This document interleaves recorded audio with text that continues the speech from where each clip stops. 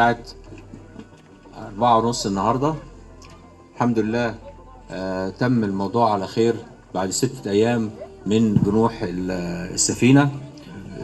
بحيي كل العاملين في هيئة قناة السويس على المجهود اللي بذلوه خلال ال6 أيام دي.